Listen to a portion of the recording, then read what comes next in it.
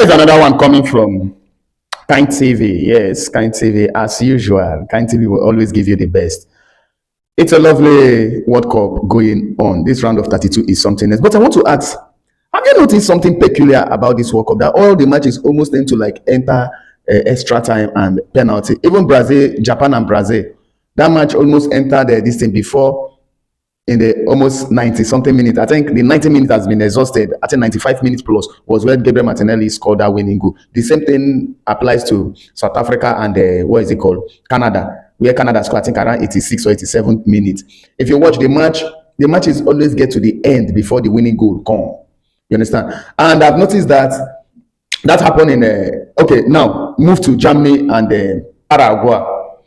If you watch that match, the match was something else. In as much as I didn't really, get this thing, the intensity of that match, but it ended in penalty and successfully Paraguay eliminated Germany, sent them packing. I think the last time Germany won the World Cup was in 2014. It's becoming a very, very long time. Yes, long time. They played final 2002 against Brazil, if I could remember, where Ronaldo scored 2 goals against Oliver Kahn, Rivaldo setting up the second goal for him. And Brazil won that match 2-0. And now coming to 2014, where they won the World Cup again. And now we are looking at them in this World Cup going out of round of 32, not even round of 16, round of 32 by Paraguay on penalty shootout.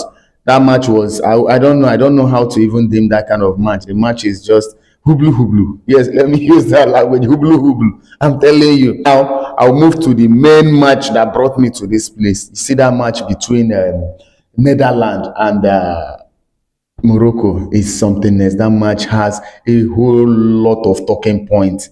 Is it the end-to-end attack? The high intensity? The intensity encounter? Is it the captivating movement? The box-to-box attack? The match is just full of drama. I'm telling you, full of drama. Everyone watching that match is just at the edge because you don't know what will happen in the next seconds. You don't know what will happen in the next minute. In fact, the match is an encounter. It's a cracker that you can't easily forget because the two teams gave out their best. They were just on each other's truth. Like, if it is not me, it is not you. I enjoyed the match from the first half whistle to the end of the match. I enjoyed. In fact, even the halftime break. I enjoyed the halftime break because I was thinking of the first half. The match was something else. It's something to really watch about, really talk about. The pressure was unrelenting. The wave after wave of attack. They were just there suffocating each other, like they were on each other's throats. Today is either you go down or I go down. And Sebari, that guy is another player to watch out for. Sebari is another player to watch out for. He's another player to watch out for. And do you know that guy had recognized the only African striker or player that have scored 3 consecutive matches, like 1, 2, 3. He's the only African player that have done it. That is another record he just created. That guy is good. He's good. And I saw class in that match. I saw class between Morocco and the Netherlands. I saw class. They were both showing their levels. And I think this is the second time Morocco are, removing Netherlands from the World Cup. I think the last in 2022, it was still Morocco that removed Netherlands on still penalty shootout. The same way, history just repeated itself.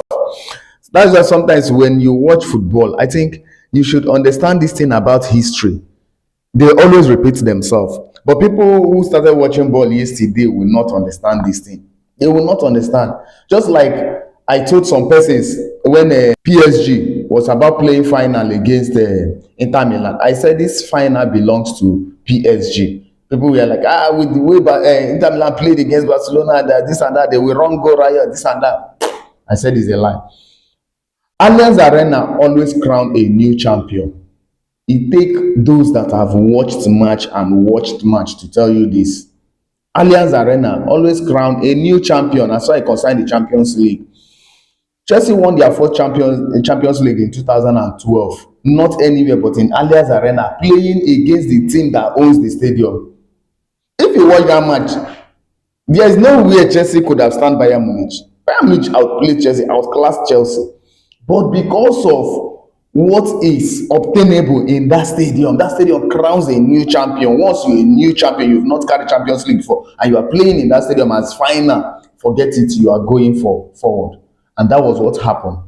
But people will not understand all these ones because they don't understand what is obtainable in football. We have watched football to the extent that we can predict what will happen.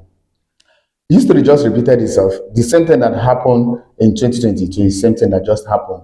And Morocco eliminated Netherlands and they've gone through to the round of 16. Enjoy. Just still be on this channel. Don't forget to like. Don't forget to subscribe. Don't forget to comment. I love you until I come again.